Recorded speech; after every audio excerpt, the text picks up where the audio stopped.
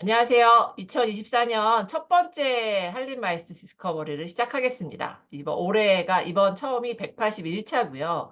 24년도에는 어떤 분으로 시작을 해야 될까 고민을 하다가 제가 이제 마이스터업에서 그래도 가장 존경하는 이지피엠피의 한신자 대표님을 모시고 2024년 한국의 마이스터업에 대해서 어떻게 생각하고 계시는지 이야기를 들어보려고 모셨습니다. 대표님 안녕하세요. 안녕하세요. 네. 반갑습니다. 반갑습니다. 네, 너무 부담 갖지 마시고요. 네, 편안하게 이야기해 주시면 될 것 같아요. 그래서 네, 네, 오늘 그럼, 발표 자료를 준비해 주셨을 것 같은데 네. 화면 그럼, 공유하시면서 네. 작년에 이지피엠피도 좋으셨죠? 고군분투가 많았습니다. 이지피엠피. 아, 그러세요? 전시 네, 쪽들은 그래도 상당히 괜찮은 업체들이 상당히 있었고 네. 센터들은 뭐 성과가 되게 좋았던 걸로 발표가 되고 네.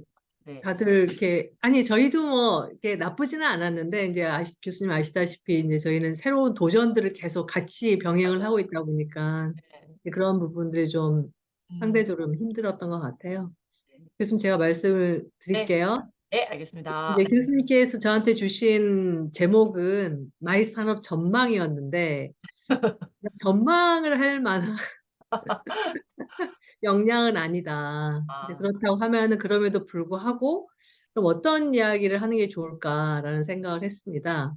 그래서 지금 이제 저는 항상 어떻든 세상은 계속 끊임없이 이제 변화하고 있기 때문에 이게 변화하는 그런 상황에서 이 회사하고 이 회사를 구성하고 있는 이제 이런 구성원 모두가 다 이렇게 계속 지속 성장할 수 있는 24년이 돼야만 하는데 네. 이런 것들을 하기 위해서 제가 이 현장에서 바라본 음, 전망을 위주로 제가 말씀을 드리는 게 맞겠다라는 생각을 했습니다. 네. 그런데 상대적으로 이제 그 저희가 하고 있는 분야를 중심으로 좀 말씀을 드릴 수밖에 없다는 거는 좀 양해를 좀 네네네.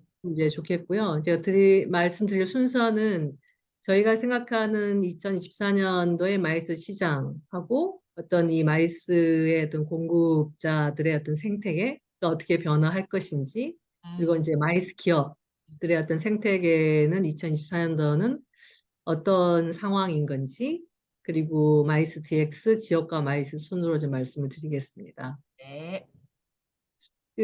이제 마이스 시장을 일단 놓고 보면은 되게 이제 그 좀 주목하면서 봐야 될 파트가 이제 다자 정상회의인데 그러니까 뭐 해관보 정상회의니 G20 정상회의 이런 게 2010년대 초반에 다자 정상회의가 국내에서 많이 개최가 됐었는데 올해하고 내년이 지금 다자 정상회의가 지금 많이 예정이 되어 있어요. 어, 그러면은 이런 흐름이 어떻든 이 다자 정상회의가 올해만 해도 지금 큰 규모 두 건, 좀 작은 규모 한 건, 음, 그다음에 한중일 정상회의를 하면 더 많이 이렇게 음, 되어 있고 내년도 에이펙 정상회의 이런 게 있으면은 아무래도 컨벤션에 대한 관심이라고 하는 것들이 좀 많이 이렇게 불러올 수 있는 어떤 그런 환경이 아닌가라는 생각이 좀 들고, 그리고 국제기구가 주최하는 회의들도 좀 많이 좀 유치가 되어 있고, 네. 개최가 이제 예정이 있고, 그리고 2027년도에 이제 유치가 확정이 된 이제 세계 청년대 같은 경우는 뭐 참가자 뭐 100만, 뭐 몇십만 이렇게 이야기를 하고 있는 거여서 결국은 2024년도부터 향후에 한 몇 년간은 어떤 대형 국제 행사들이 많이 개최가 될 것이다. 그러면은 이 국제회의 중심의 컨벤션 시장은 열리고 컨벤션에 대한 관심은 이렇게 촉발이 가능하지만 근데 이제 안타까운 거는 대형 행사다 보니까는 이제 인프라나 이런 것들이 갖춰져 그렇죠. 있어야 되잖아요. 네, 네, 네. 갖춰져 있다 보니까는 이게 수도권하고 이제 대도시 중심으로 지금 이제 개최가 될 예정이면은 지방들이 좀 소외가 되지 않을까라는 근데 저희가 그런 생각입니다. 사실 그 네네. 잠실이 2030년이 되면서 킨텍스가 또 3단계 하다 보니까 네. 킨텍스도 주차장도 지금 이제 앞에 5개 주차장 당분간 못 쓰고 막 이런 것들이 나타날 텐데, 할 수 있는 장소가 코엑스 인천 뭐 이 정도인가요? 그렇죠. 수도권들이겠죠. 어, 수도권과 이제 백스코, 네, 대도시 중심인 멕시코, 거죠. 네, 네. 근데 이제 이런 게 되는데 제가 그 최근에 일본에 저희 파트너사한테 이제 들었던 이야기가 작년에 일본에서 히로시마에서 G7 정상회의가 개최가 됐는데 이 강요 회의를 다 지방에서 분산 개최를 했어요. 아, 이게 이제 좋은 사례가 될 수 있을 것 그러네요. 같아요. 네. 그러니까 어쨌든 이게 인프라나 이런 것 때문에 정상회의는 수도권이든 대도시에서 한다 하더라도 뭐 강요회의나 이런 거는 좀 이렇게 지방으로 좀 분산 개최하는 이렇게 되면 훨씬 더 컨벤션에 대한 어떤 관심이나 어떤 그런 그 효과라는 게 좀 커지지 않을까라는 생각을 하고 이제 또 하나 주목할 거는 다행히 정부 부처에서 개최하는 연례 행사 약간의 어떤 그런 컨벤션들 이제 지방을 이제 순회하면서 개최하는 거는 좀 큰 흐름으로 좀 음, 될 것 같다라는 어, 게 제가 이제 바라보는 어떻든 2024년도에 마이스 시장의 좀 특이점 네, 네, 이제 말씀을 좀 드릴 수 있을 것 네, 같고요. 그리고 이제 공급자 생태계인 건데 공급자는 저는 이제 PCO나 뭐 이제 서비스 프로바이더들 네. 지금 이제 PCO를 포함한 이제 마이스 기업과 이제 서비스 프로바이더들인 건데 이들을 필요로 하는 어떤 그런 수요처가 훨씬 더 지금 공급보다 좀 크다. 어, 음. 그러니까 어, 지금 이제 행사를 하고 싶어도 어떤 게 그 파트너사를 찾지 못하는 경우가 상당히 좀 많고 음, 이제 그런 상황이라고 하는 게 2023년도에 더 좀 이렇게 저는 이렇게 실감을 하고 있거든요. 근데 이런 상황이 갖는 의미가 뭘 거냐. 음, 어떻든 우리는 이렇게 계속 어떤 행사를 수주를 해야만 했었잖아요. 네, 네, 이렇게 선택을 받는 어떤 그런 그쵸, 공급자에서 그쵸. 저희가 선택하는 공급자가 될 수 있는 그런 음, 음, 환경의 변화가 좀 있을 수 있지 않겠는가라는 좀 생각을 하는 거죠. 음, 그러면 이제 저희가 대행업이 갖고 있는 가장 큰 어려움이 내년도에 내가 예측할 수 없는 게, 예측할 수가 없었는데 이제 예측이 가능한 거죠. 네, 이제 이렇게 어떤 이런 환경으로 좀 바뀔 수 있는 그 여지를 저는 좀 보는 거고 그렇다고 하면은 이런 환경의 여지라고 하는 것이 좀 공급자를 좀 주도적인 어떤 그런 그 영향력들을 좀 이렇게 행사들 하면서 이제 정당한 뭐 요구들을 할 수도 있는 거고 음, 뭐 음, 이런 것들 하면서 어떤 그 생태계라고 하는 것이 좀 서로 이렇게 그 상생하고 뭐 지속 성장할 수 있는 어떤 그런 생태계를 이렇게 만들어낼 수 있는 그런 기회로 이게 작용이 되지 않을까라는 대표님, 생각을 제가 그 지금 하시는 말씀 들어보니까 음, 저희가 사실 지금 22년인가? 그때 숫자로 PCO 등록 업체가 1,300개인가? 더 네, 늘어났더라고요. 코로나 네, 때 네, 네, 어떻게 된 네, 네, 게. 네, 1,300개나 늘어났다라는 거는 저는 개인적으로 너무 많은 숫자다라고 음, 생각하는데 공급자가 지금 선택할 수 있게끔 바뀐다라는 의미는 1,300개나 되지만 실제로 종합적으로 이런 풀 서비스를 제대로 제공하는 업체 숫자는 1,300개라는 숫자랑 관계없이 상당히 적은 숫자라는 거를 반증한다고 생각해도 될까요? 그거는 제가 그 다음에 이야기할 마이스 아, 또 기업의 있어요? 네. 생태계하고 좀 관련 아, 좀 네네네. 있는 것 같아요. 그러니까는 네네. 좀 그 회사 마이스 기업의 유형이라고 하는 게 음. 되게 저는 이제 다양화됐다. 어, 어, 그래서 뭔가 이렇게 어느 하나의 틀을 가지고 음, 이렇게 이야기하기에는 좀 이미 음, 많은 게 좀 달라졌다라는 생각이 좀 들거든요. 이제 네, 그래서 어쨌든 그 말씀하신 것처럼 어떤 그런 총괄적인 서비스를 제공을 하던 네, 아니면 부분적 서비스를 제공을 하던 아니면 특별 분야의 서비스를 제공을 하던 그런 사람들의 어떤 일거리라고 하는 것들은 음, 시장은 열렸다라고 저는 바라보고 네네네. 네, 네, 그러면 이제 이들에게 있어서도 뭔가 내가 원하는 방식으로 일을 할 수 있도록 할 수 있는 어떤 그런 그 가능성이라고 하는 게 좀 있지 않을까. 이제 음, 그러면은 학회나 협단체에서 이런 이렇게 바뀐 환경에서 뭔가 이렇게 수요 대비 공급 대비 수요가 지금 훨씬 더 큰 상황이기 때문에 좀 더 건강하다기보다는 지속 성장할 수 있는 생태계라고 하는 네네. 것들을 이렇게 만들어내는데 좀 관심을 좀 학회의 역할을 가져주면, 고민해 봐야겠네요.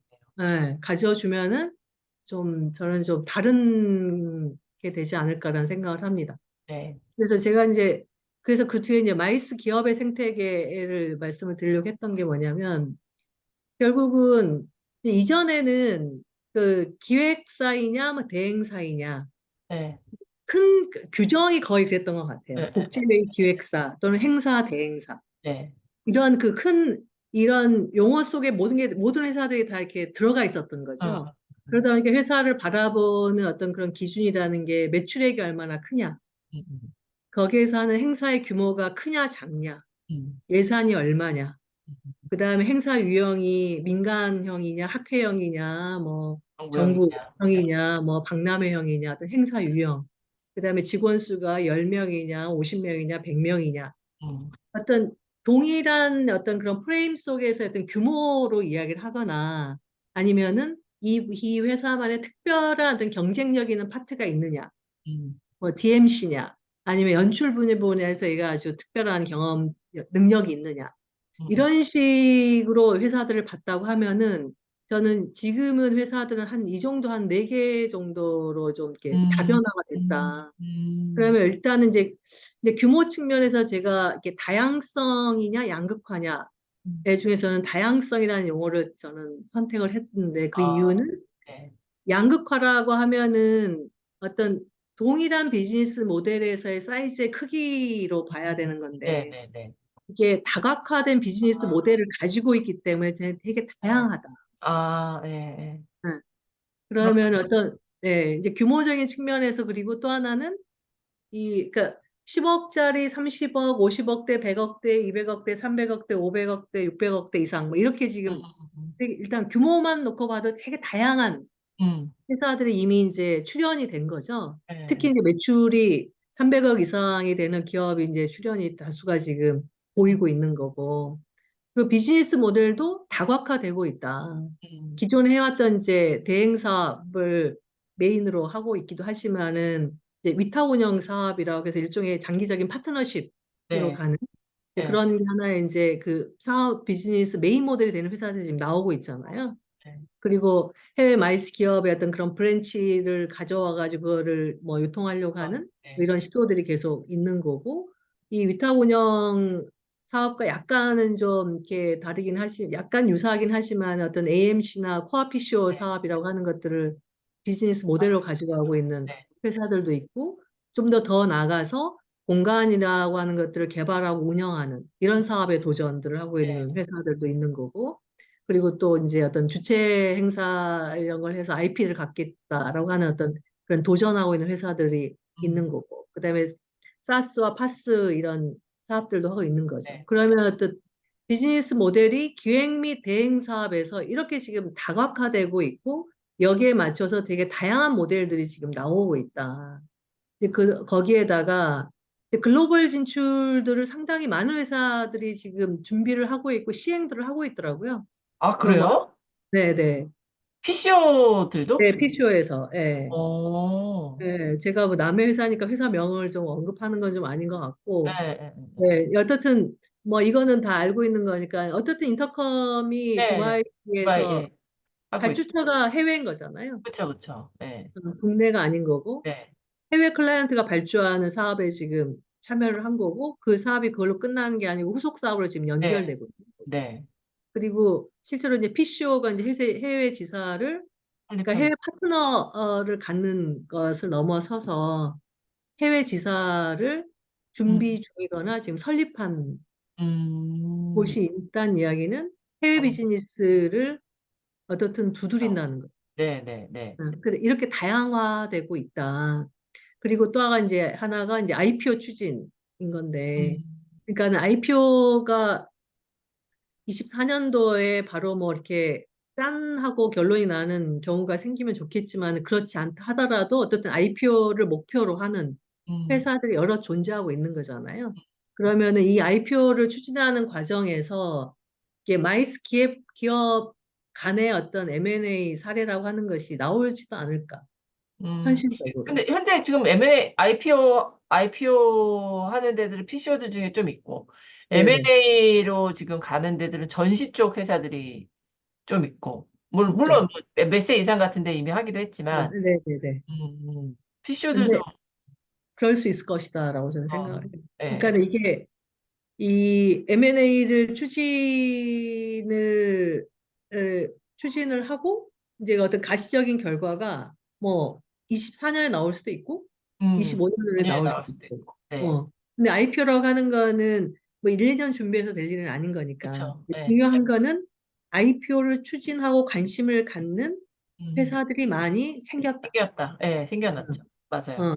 생겼다인 거고 그러면 그 과정에서 이 IPO에 합당하는 어떤 그런 그 자격 이렇게 조건이라는 것들을 만들어 나가는 예, 과정에서 마이스 기업 간의 M&A 사례가 이렇게 비즈니스 음, 모델이 다각화되어 있기 때문에 가능할 수 있겠네요. 네, 대행 사업을 메인으로 하는 회사가 사스 파스 사업을 하고 있는 회사하고 M&A, M&A를 할 수도 있고 네, 그쵸, 이렇게 M&A 할 수도 예, 있고 그쵸, 예, 주체 사업을 하고 있는 회사하고 M&A를 할 수도 네, 있고 예, 맞습니다.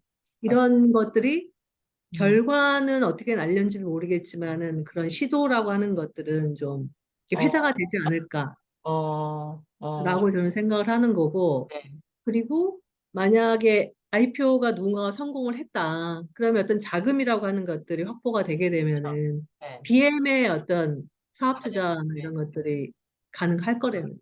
예, 예, 네. 바뀔 근데 수 있, 그래서 저는 마이스 기업의 어떤 이런 생태계가 어떤 음, 다양해지고 다각화되어 있고 글로벌이고 IPO라고 음, 하면은 기존의 어떤 기획 및 대행 사업에서 언급되지 않았던 음, 것들이 나온 거기 때문에 저는 좀 생태계가 좀 새로운 생태계로 바뀔 수 진입되는 게 있다. 아닌가, 음, 음, 음, 라는 생각을 하고 있습니다. 아, 네, 네, 네, 그러면은 결국은 기존에 우리가 어떻든 뭐 이렇게 이쪽의 시장에 존재하는 기업들을 뭐 이렇게 등록되어 있는 회사이냐 아니냐 뭐 이렇게 총괄 서비스를 제공하는 회사이냐 아니냐 이 프레임 이외의 프레임으로 그러니까요. 바라봐야 될 때가 됐다. 어, 그러면은 이런 기업들을 대상으로 하는 어떤 그런 정책 개발이나 지원이나 이런 걸 하는 데 있어서도 이렇게 공통으로 해야 되는 어떤 아젠다와 예를 들어서 해외를 좀, 글로벌 진출을 하는 회사가 있으면 그 회사가 글로벌 진출을 해서 성공을 하는데 도와주는 정책이 나올 그쵸, 수도 있고, 그쵸, 그쵸. 네, 예, 이게 특혜가 아니고, 네, 네, 어. 음, 그리고 뭔가 그런 위탁 운영 사업을 해가지고 뭔가 성공의 모델이 좋은 사례가 나오면 이게 확산이 될 수도 있는 거죠. 네, 네, 네, 네, 네. 근데 그렇다 보니까 좀 이런 변화라는 부분들의 이런 도전과 이렇게 이런 변화라는 것들이 이렇게 좀 수용들이 좀 돼야 되는, 되는 이런 음, 환경으로 좀 진입을 한 게 아닌가. 그래서 음, 저는 생태계가 좀 바뀌고 있다. EGPMP가 실제로 만나시는 업체들 중에, 그러니까 상당수가 있으신 거죠? 이런 네, 네. 제가 이게 그냥 소설이 아니고. 예. 아니 EGPMP만 하고 있는 거 아니고. 네, 네. 네. 제가 아까 얘기했던 업의 현장에서 바라본 전망입니다라고 말씀을 네네네네. 드렸던 게, 네, 아니 우리 국내 업체들 중에 이런 정도의 어떤 준비를 하고 있고 계획하고 있는 업체가 많다라고 하면 이건 정말 정책이나 이런 부분이 바뀌어야 될 것 같아요. 네, 아직까지 우리 그렇죠. 정책은 기존 모델 중심으로 네, 네, 만들어지고 있다 보니까 네, 실제 뭐 글로벌 진출하는 거에 대한 이거는 우리랑 역행하는 거잖아요. 외국에서 네, 데리고 와야 되는데 네, 밖으로 나가는 부분들을 네, 그게 전시회 같은 경우에도 해외 전시회에 국내 업체들이 가는 거는 지원금을 주지만 그 행사에 해외 업체들이 전시회에 참가하거나 이런 부분들은 되게 배제되거든요. 네, 네, 이 전시회는 우리나라의 수출을 위한 거다. 근데 생각해 보면 전시회에 다양한 업체가 들어와야지 전시회가 성공하지. 갔더니 한국 업체만 90% 있다라고 하면 어느 바이어가 들어오겠어요. 이게 성공할 수 없는 모델을 그런 것만 지원하는 정책으로 되어 있는 게 사실 국내 현실인데 요런 것들이 지금 진행이 된다라고 하면 우리가 약간 지원하는 어떤 큰 목적, 장기적으로 추구해야 되는 목적을 좀 다시 설정을 하고 거기에 도달할 수 있는 지원 정책이 나와야겠다는 생각이 드는 부분인 것 같아요. 네, 근데 제가 이제 이렇게 다각화되는 거에는 결국은 이건 것 같아요. 그렇죠. 매출액이 네, 커지니까 네. 시장이 새로운 좁아지는 거죠. 시도들을 해볼 수가 있는 거죠. 어. 음, 음, 그러니까 그전에는 매출액이 큰 회사가 한두 개 존재했다고 하면은 이제는 좀 뭐 다섯 개 이상이 뭐 나온다라든가 근데 이런 우리가 행사 숫자가 더 늘어난 건 아닐 것 같은데 매출이 어떻게 커졌? 근데 행사 숫자가 늘어난 건 아니지만은 그 공공하고 민간하고 좀 상황이 조금 약간 차이가 있는 것 같아요. 아, 그러니까 민간 시장이 커져서 이제 네네네. 커지는 것도 있고 이제 공공 시장에 있어서도 좀 단위 규모가 좀 커진 아, 것도 아, 있고 그래서 그러니까 대형 행사와 대형 발주라고 하는 것이 네네네. 네. 상당히 이게 되게 의미가 있는 거죠. 그래서 아까 네. 제가 처음에 마이스 시장을 대형 행사가 향후에 한 3, 4년간은 계속 늘어날 것이다. 늘어날 것이다. 라고 봤던 이제 음, 것이 되게 네. 좀 한참 2010년대 초반에 네. 이렇게 대형 다자 아, 정상회의를 하고 네. 그다음에 대형의 어떤 국제기구 행사를 유치를 맞아요. 독려하고 네, 이런 거잖아요. 근데 이제 네. 그게 결국은 대한민국이 어떤 글로벌의 어떤 그런 대외 관계에 있어서 뭔가 이렇게 분야별의 어떤 그런 주도 내지는 리더십이 내지는 뭐 참여라고 음, 하는 것들을 되게 적극적으로 하겠다라고 하는 어떤 정책하고 연계가 되는 네네네네. 그런 부분이라고 생각이 좀 들거든요. 알겠습니다. 뭔가 네, 큰 변화가 있을 것 같은 생각이 듭니다. 진짜. 네. 그리고 이제 저는 마이스 DX인 건데, 그러니까 저희는 이제 그 오토밋을 하고 있고 스마트 관광 네. 사업을 하고 있긴 하지만은 이게 이제 어떤 마이스의 어떤 행사를 하는 음, 과정에다가 어떤 ICT를 이제 결합을 시켜서 상품화를 시킨 사례라고 치면은 저는 이제 일하는 환경의 변화 네. 때문에 마이스 업무 DX라는 부분들이 이제 아, 피할 수 없는 단계에 왔다. 네. 코로나로 저희가 ICT로 온라인으로 행사를 하는 게 피할 수 없었던 것처럼 음, 이렇게 생각이 드는 거죠. 그 네. 이유가 결국은 지금 이제 한 뭐 다섯 가지 정도를 제가 좀 이렇게 요소로 본 건데 어떻든 지금 인건비 유지 비용이 갈수록 맞아. 기하급수적으로까지는 말하기는 그러긴 하지만 상당히 많이 지금 증가하고 있거든요. 맞아요. 예. 인건비도 물가 상승을 하니 인건비 상승도 하고 있고 그다음에 뭐 각종의 수당이나 복지 비용이나 이런 것들이 증가가 되고 있기 때문에 인력의 지금 증가에 네. 따른 무슨 고민을 할 수밖에 없냐 생산성에 대한 고민을 할 수밖에 없어요. 네네네. 그쵸. 응. 그다음에 인력난인데 사람 뽑기도 힘들긴 하지만은 근속 연수가 지금 짧아지고 있잖아요. 네. 짧아지고 있으면은 인력의 어떤 그런 풀제에 대해서 내외부의 어떤 그 협업이라고 하는 게 불가피하다. 네. 그럼 이거는 업무의 퀄리티 컨트롤이라는 측면에서 생각을 안 할 수가 어, 없거든요. 네. 음. 음, 그리고 인력 구성의 변화에서 지금 영 제너레이션, 그러니까 저희가 조금 세대가 변한 것 같아요. 어떻든 뭐 1세대, 2세대보다도 음, 뭐 이렇게 지금 30대, 20대 사람들이 계속 이제 들어오고 있는 건데 그 비율이 네. 회사에서 차지하는 비율이 이제 높아지게 되면은 이들의 문화라고 하는 부분에 맞출 수밖에 없다. 네. 네. 디지털 맞습니다. 친화적인 거, 그다음에 시간 대비 시성비라는 용어를 쓰더라고요, 요즘은. 아, 시간 네. 대비 네. 가성비. 시간이 제일 중요하다고 네, 하죠. 하는 시대로 갔고, 그리고 또 하나는 네 번째로는 이제 근로 형태가 너무 다양하다. 근로 시간도 되게 다양하고, 근무 형태도 뭐 재택근무, 원격근무 이제 우리 직원들은 워케이션 하면 안 돼요? 뭐 이런 이야기 지금 하고 있는. 네. 예, 예, 예. 그리고 어떻든 이제 생성형 AI 활용에 이제 일상화가 되면은 결국은 생산성도 높이고 업무의 효율성이라고 하는 것들을 제고시키는 방법을 업무를 하는 과정에서 찾을 수밖에 없다. 어, 현실적으로 어떤 그런 업무의 균질한 퀄리티가 나오게 해야 되는 거고, 그 다음에 이렇게 다양한 업무 형태로 음, 하게 되면은 업무가 이렇게 끊기지 않고 지속해야 되잖아요. 예, 예, 근데 사람과 사람으로 인수인계로 하는 거는 한계가 있다. 예. 제가 볼 때. 음, 그러면서 데이터라는 부분들, 뭐 이런 것들이 이렇게 뭐 한 명이 A라는 사람이 끝내고 가면은 그대로 B가 이어서 갈 수 있는 음, 음, 이런 거고, 그다음에 어떻든 생성형 AI가 일상화되면 업무 자동화에 대한 니즈라는 것들이 생길 수밖에 없기 때문에 결국은 마이스, 제가 빠졌습니다. 마이스 업무 네, DX라고 하는 업무 거. DX. 네, 네, 네, 마이스 업무 DX가 가속화될 것이다. 네, 그러면은 이거를 저희가 필요로 하는 뭐 이렇게 좀 외부에 이미 나와 있는 음, 소프트웨어들을 이제 활용을 하는데 한 소프트웨어 가지고 해결들이 안 되기 때문에 그렇죠. 이거는 이걸 가지고 얘는 뭐 맞아요. 이걸 가지고 네, 뭐 네, 이런 네, 식으로 활용을 하던 네. 아니면 각사에게서 자체 개발을 하던 이 마이스 업무의 DX는 가속화될 수밖에 없을 것이다라고 생각하는 제가 2024년도에 제 화두입니다. 네. 진짜 뭐 많은 분들이 지금 사실 이야기는 하고 계시기도 하고, 그 관광공사 스마트 마이스 테크놀로지 지원 사업에서도 이 뭐라 그러죠? 내부 ERP 시스템을 요런 형태의 업무 DX 할 수 있는 것들을 그 신청했던 업체들이 상당히 많더라고요. 네네.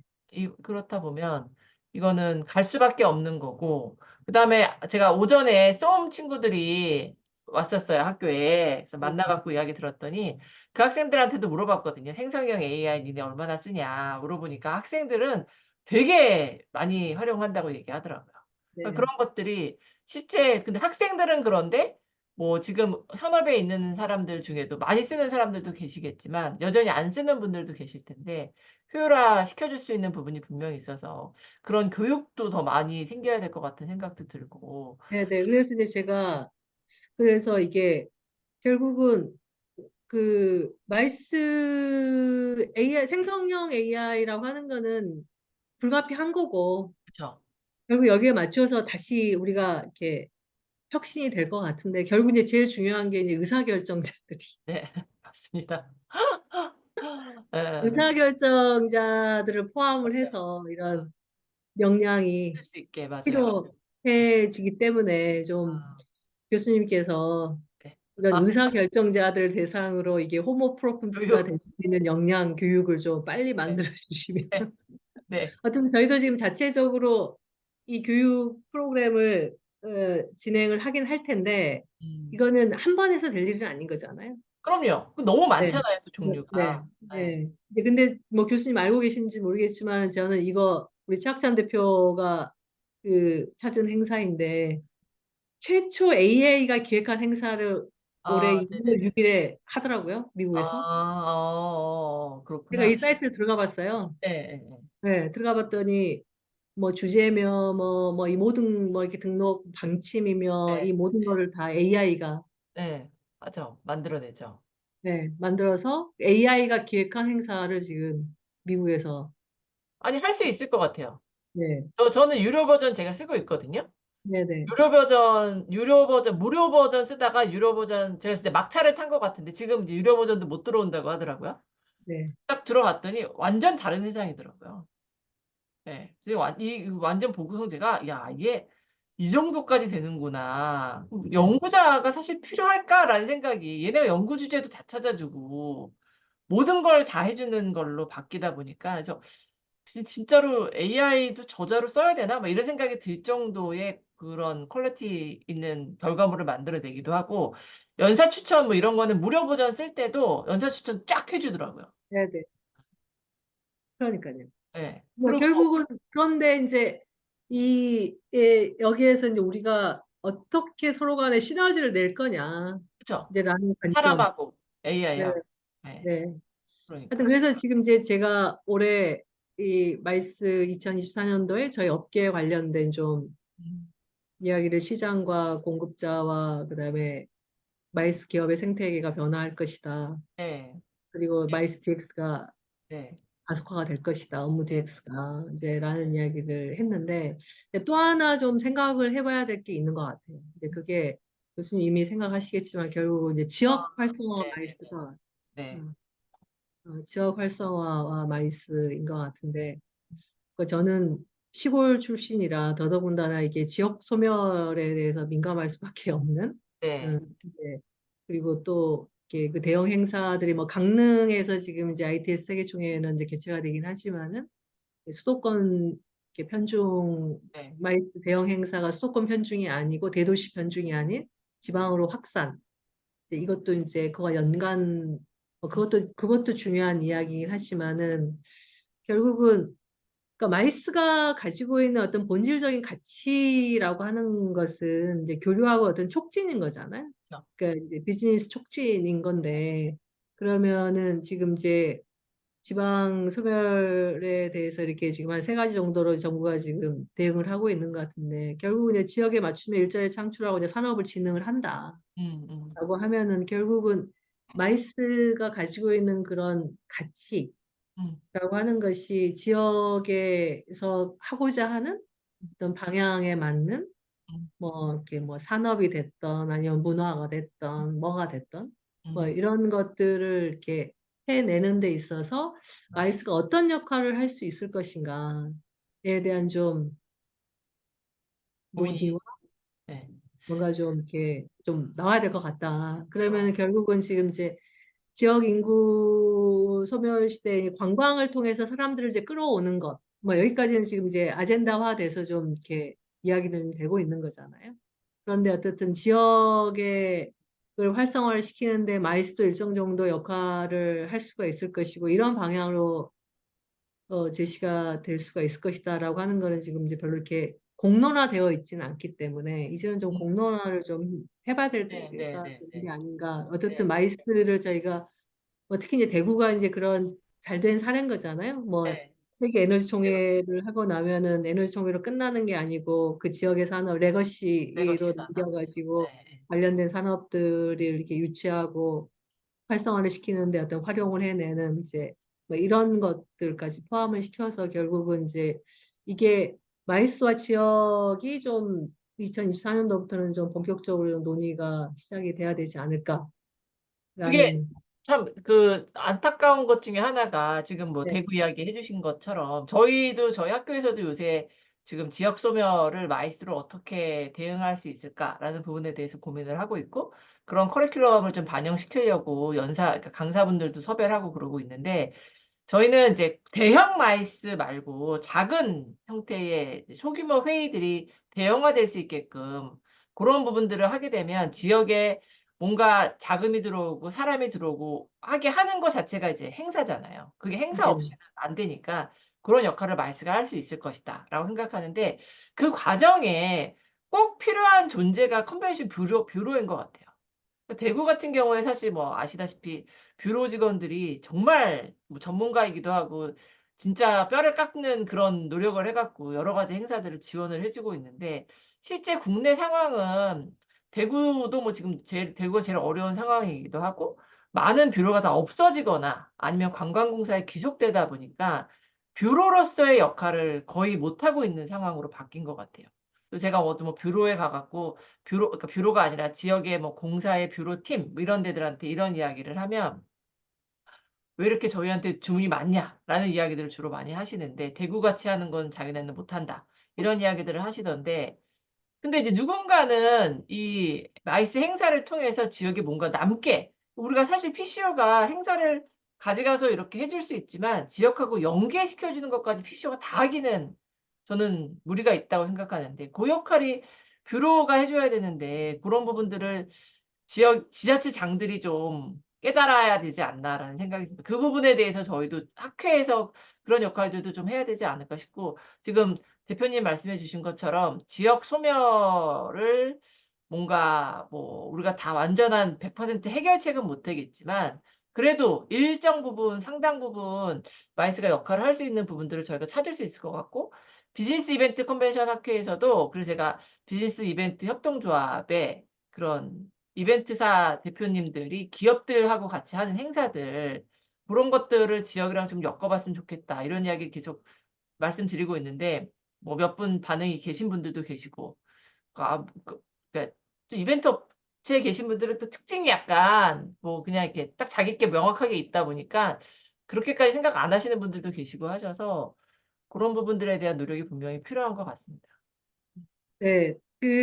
그러니까는 뭐 모든 지자체가 다 뭐 그렇다고는 할 수는 없긴 물론 네. 하겠지만은 어떻든 이렇게 인구가 감소를 하고 있는 상황에서 지역에 실제로 어떤 그런 정주 인구를 이렇게 늘리는 거는 네. 그거는 마이스가 어떻게 할 수는 없을 것이고. 못해요, 못해요. 예. 네. 생활형 그건 인구만 우리는. 예. 생활형 인구의 어떤 방문 계획을 늘려나가는 예. 이제 그런 거여서 그러니까는 이제 제가 그, 그 뷰로가 이렇게 안 되는 거는 좀 아쉽긴 하지만은 그 지역별로 지금 문화관광재단들은 지금 다 설치가 되어 아, 있는. 네네네.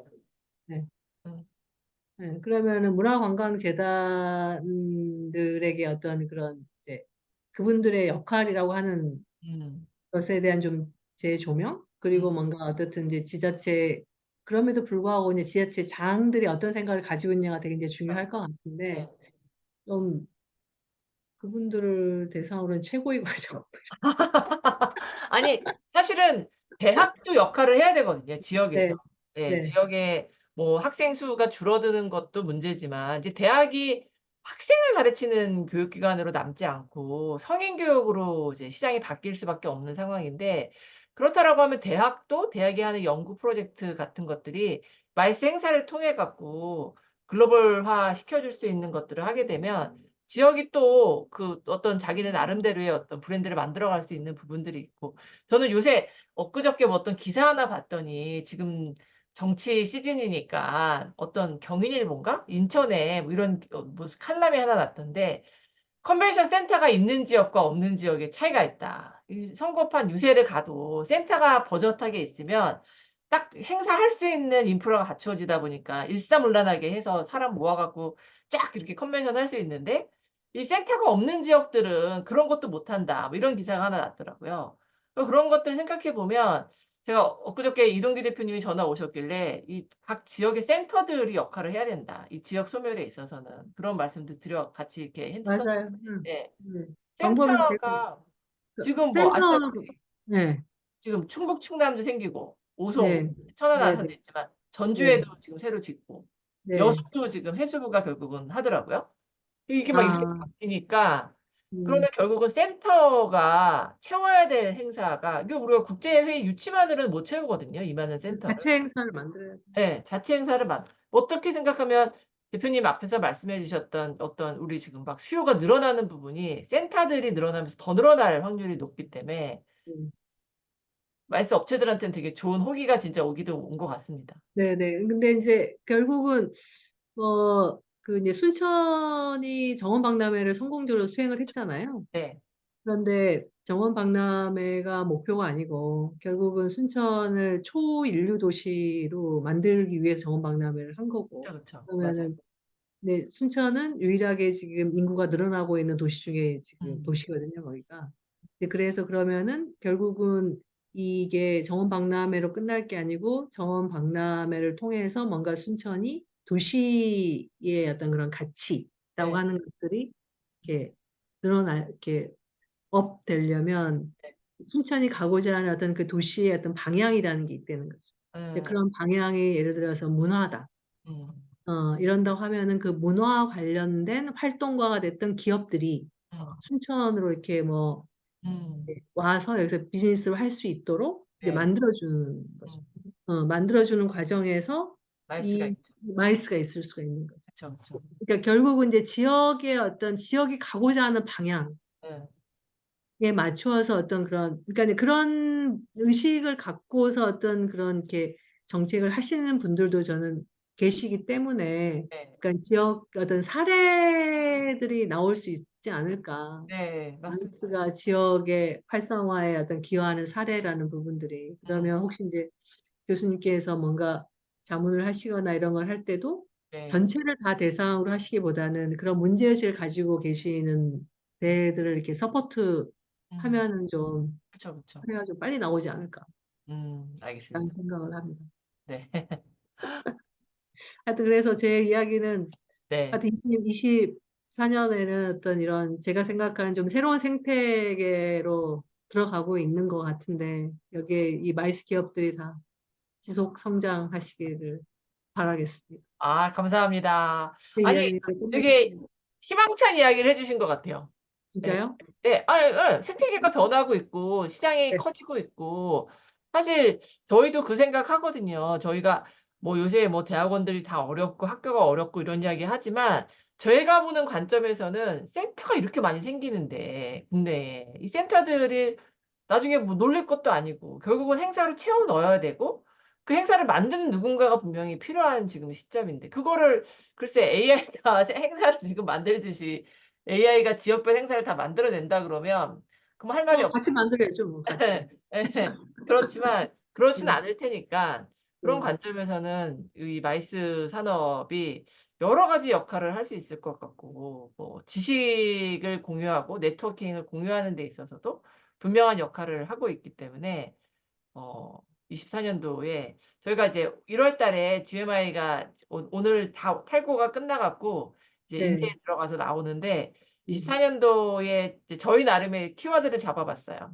네, 네. 드라이브라고 저희가 잡았거든요. 아, 드라이브 5가지 저희도 잡았는데 그런 내용들을 살펴보면 대표님이 오늘 해 주신 이야기가 PCO에 근무하고 계시는 분들이나 아니면 PCO를 희망하고 있는 사람들한테 '아 기존에 우리가 알고 있었던 국제회의 대행 업체 이 시장이 아니구나.'라는 부분에 있어서는 되게 희망찬 이야기가 아니었을까 싶은 생각이 듭니다. 그렇게 들리셨다면 진짜 다행이네요.